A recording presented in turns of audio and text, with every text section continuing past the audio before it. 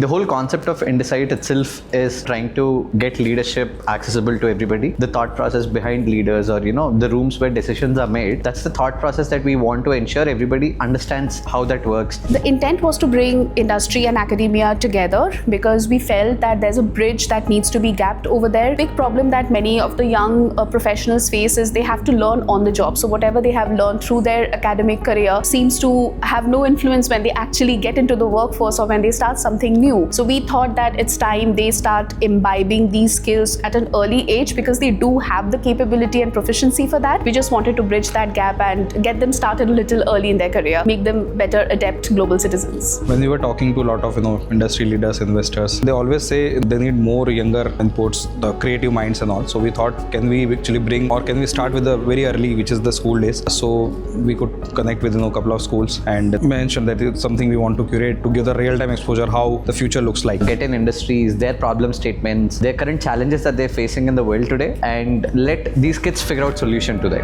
I feel like this is going to be a very new experience and something I'm really looking forward to.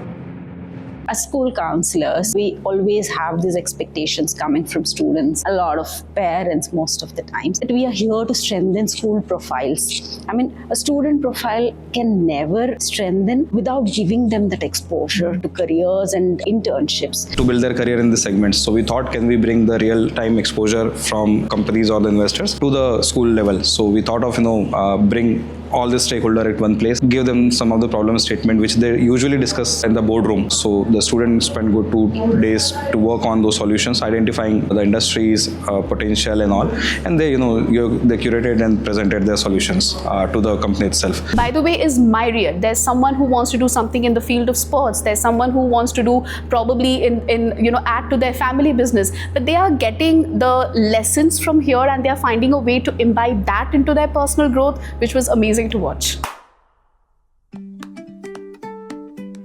So day one, we had taken the participating students from CHIREC International School and Hyderabad Public School through a session that was taken first by the CTO of X Batteries Energy and a senior analyst from SilverX Fund. And they had taken them through their philosophy, what drives their company, what drives their passion, how they work, what they are seeking from these students. Those sessions were very, very interactive. Students asked a lot of questions, which just anecdotal, it even kind of floored the professionals because they didn't think that students as young as this would have such sharp intent and thoughts. So day one was completely interactive sessions, and at the end we presented them with the problem statements. So SilverX is one of the very, very fast growing and venture capital firm. They have more than 800-900 crores as a fund and all. So the problem statement was they want to invest in a couple of startups. They shared their pitch decks and the student actually evaluated which startup has a more potential to invest in.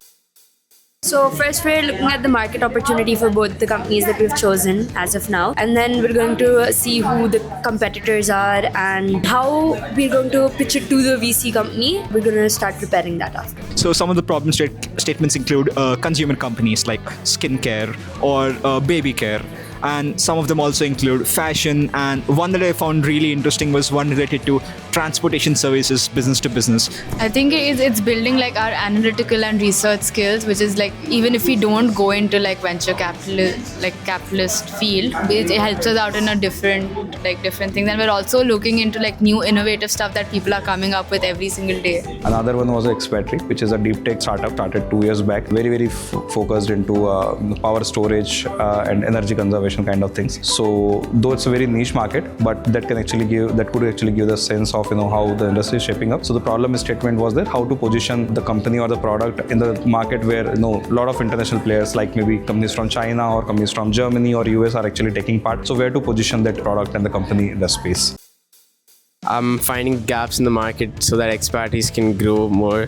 I'm right now researching about its OEMs and how the BMS can actually perform better in the R&D and how its uniqueness can stand out in the world, as X Batteries BMS can withstand in India's temperatures, so it can go globally and hopefully thrive.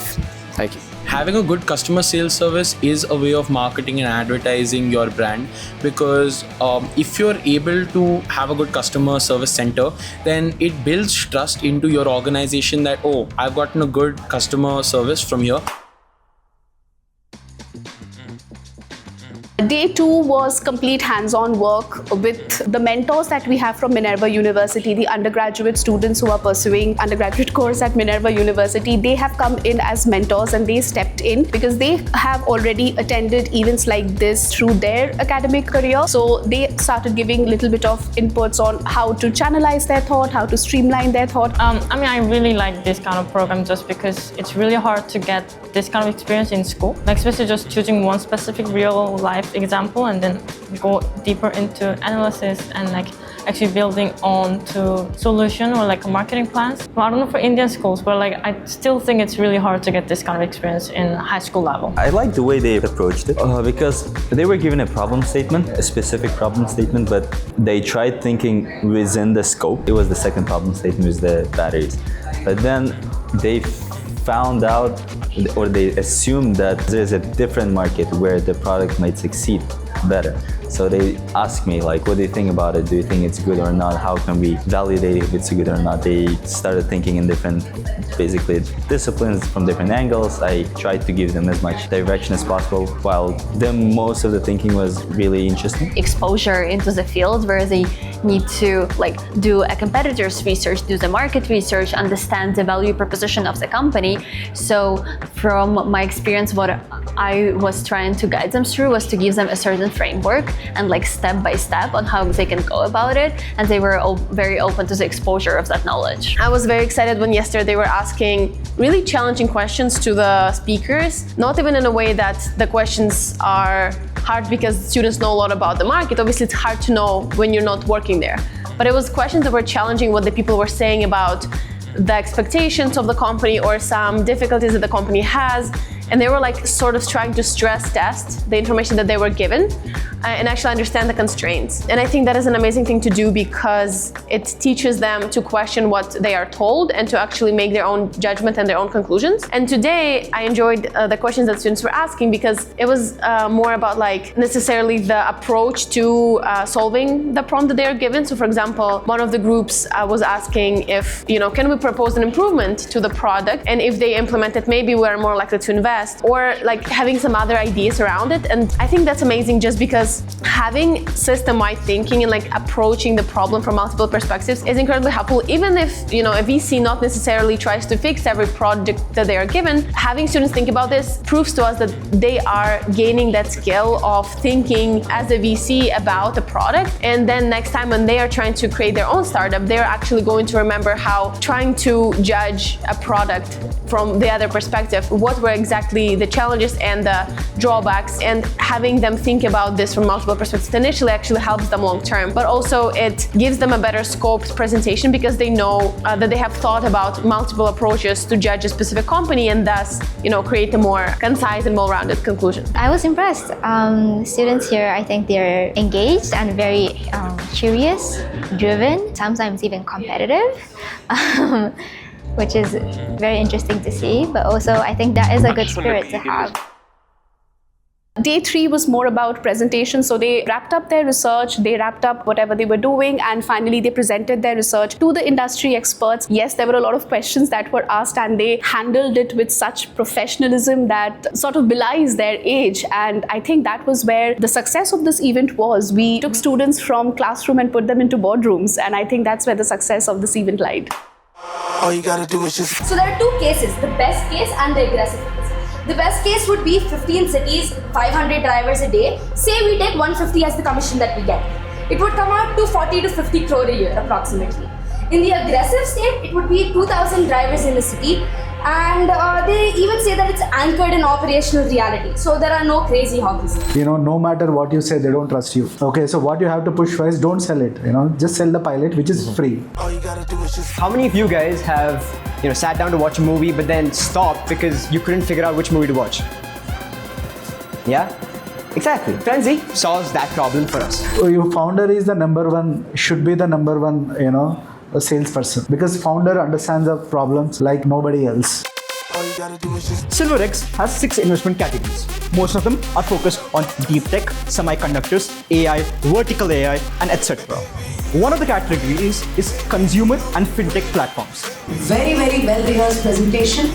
Your confidence is very high, which is very, very nice.